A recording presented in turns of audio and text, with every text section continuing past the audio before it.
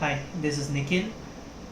This is our second video on virtual lab demonstration. Previously, we talked about the analog modulation, in which the frequency modulation we have seen how to characterize the signal.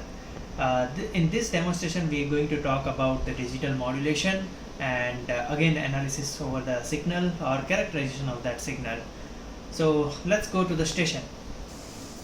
So again, this is arbitrary waveform generator screen, and you can see the number of plugins which is there. We are again back into the same plugin which we have used for the analog modulation, and now what I am selecting is from analog I am jumping onto the digital modulation. Now this digital modulation I am setting up, say, carrier frequency to 1 gigahertz, and this is the base pattern, the raw data which is going to be modulated over the signal.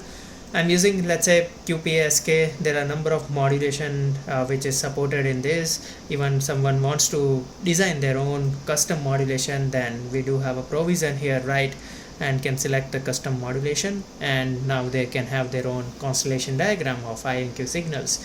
But for demonstration part, we are just focusing on to the QPSK signal, which has the symbol rate of around 10 megahertz. And finally, we need to specify about the filtering part. So I'm using raised cosine filtering with 0.35 of alpha.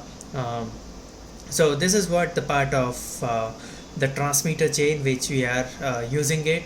And finally, with this, it goes to the compilation. So I'm just hitting it here, compile setting, and which I have already set up from my last demo, assigning onto the particular channel, and let's play this around.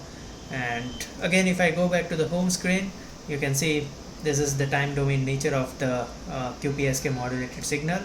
I can zoom in into the portion of the signal and can see how it looks really like.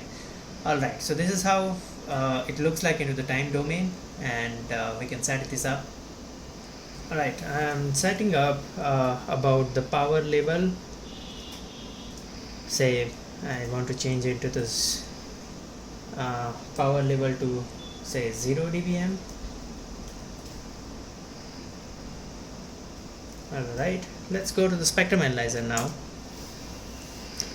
Okay, so here you can see is a nice modulated waveform which is QPSK, since the spectrum analyzer is already tuned at 1 gigahertz, which we are seeing it. Let's look at the real-time mode, how the signal really looks like, and you can observe the difference between this nice fancy color display which shows a lot of information about the signal, how the signal variation over the time is happening, and where the maximum probability of the signal occurrence is. So the red to blue which shows about the signal occurrence or signal probability of intercepting. Alright, so let's go to the demodulation part, how we can characterize. Since there is a QPSK modulation, we want to see what demodulation of the signal looks like, and what are digital demodulation characteristics parameter. So digital modulation can be characterized with parameters like EVM. Then it will also have the values of gain imbalance and phase imbalance, which helps to construct the I and Q waveforms. So let's have a look on that. Real-time spectrum analyzer equipped with the demodulation part. So as you can see here, digital demodulation, and these are the measurements available on digital modulation. So first and foremost, I just wanted to see first constellation, and then we'll go one by one over each. So here is the constellation. We need to set the receiver, write what transmitter information is.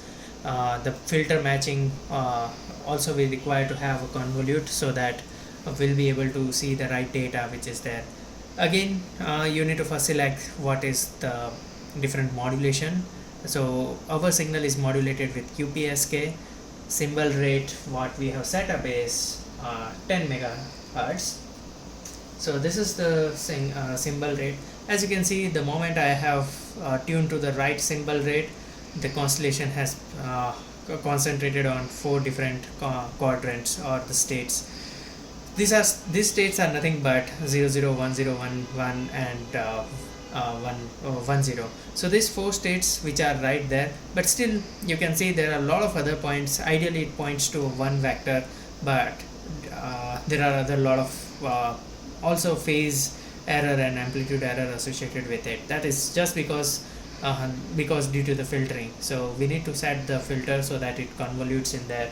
So what I'm doing is I'm just setting up the filter which is we have you choose in there with nothing but the raised cosine, and filter alpha, which is roll off factor for that filter, is set to a 0.35. So as you can see here, the EVM has become quite lower, less than 1%. Now just I want to see what points looks like. I can just go and can say I just want to see the points, and we can see nice 4 points. Now which are these different states? We can easily go back and set this up spectrum analyzer with different symbol table and signal quality parameters, and this will give you the easily information about how pure your modulation is, which symbol is creating the peak EVM value. As you can see, is gives you the location. So for many troubleshooters in terms of digital modulation, they will help, this will help to find out the root cause of the problem. So as you can see, the symbol number 81 which is causing the highest peak EVM. Let's stop there, right, and let's go to the symbol number 81. I have the 80 symbol which is starting from here, and this is the symbol which is creating the problem. So for that, what I am doing is I'm just selecting the marker and let that marker to go on to the particular symbol value.